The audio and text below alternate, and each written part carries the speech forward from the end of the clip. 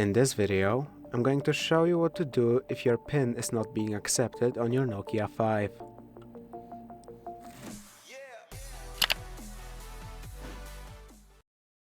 If your PIN is not being accepted, the first thing you may want to try is to simply reset your phone. Press and hold the power button and press restart. This will restart your phone and possibly fix up any issues. Now it's going to ask you for your PIN. Try putting it in. If it, however, still doesn't work, you may want to consider going into safe mode to maybe fix that up. It could help. Just press and hold the power button, then press and hold on this menu that pops up and click OK when it asks you if you want to reboot to safe mode. This should help you. After your phone turns back on, it will ask you for your PIN again. Try putting it in. If it still doesn't work, you can do a you will have to either do a factory reset by turning it off first, but before you do a factory reset, you might want to consider taking it to a Nokia service center to try and have them help you out, because a factory reset will delete all of your data, possibly irreversibly, unless you have a backup somewhere in the cloud. But yes, to do a factory reset, you want to turn your phone off, then plug it into a charger, and wait a little bit until the battery pops up. Once it does, you will want to press and hold the power button and the volume up button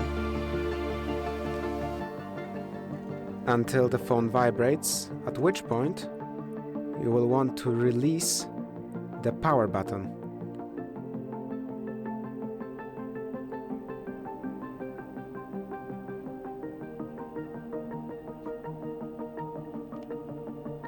Oh, that didn't work this time. I'm gonna have to try again. Oh wait, no, it did work. So now you want to press and hold the power button and tap the volume up button. Once in here, you will want to use the volume buttons to scroll down to wipe data / factory reset. Tap on the power button to confirm, then scroll down to yes and use the power button to confirm again. Now it will reset your phone, and then you can use the power button to confirm the reboot system now option, which will turn your phone back on. At this point, if you want, you can unplug the charger. You don't have to, but you can. And then just standard of waiting for the phone to boot up. Once your phone turns back on, you can go through the setup process as normal. Pick your language. Click let's go. Insert a SIM card if you have, and you didn't have to pull it out, so it didn't really matter in the first place. You will have to connect to some sort of a network, so take into account that fact. But once you connect, you will have to wait for a little bit for updates and just those things in general. There is a lot of waiting involved in the first setup, as usual. So yeah, do take into account that this process does delete all of your data unless you had it backed up, if I didn't mention it before.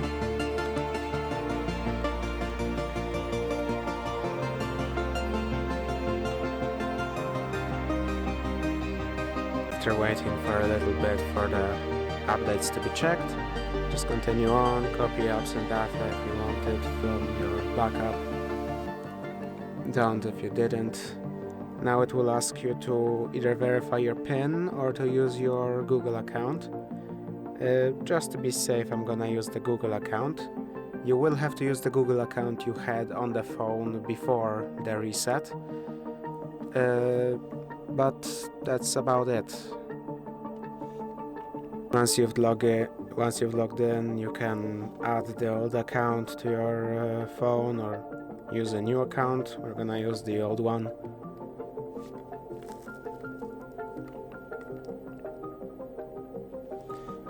Then it's yet again a solid amount of waiting.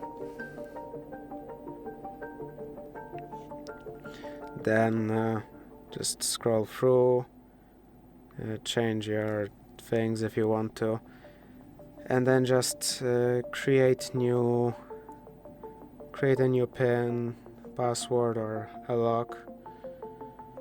And just go through it as you would normally.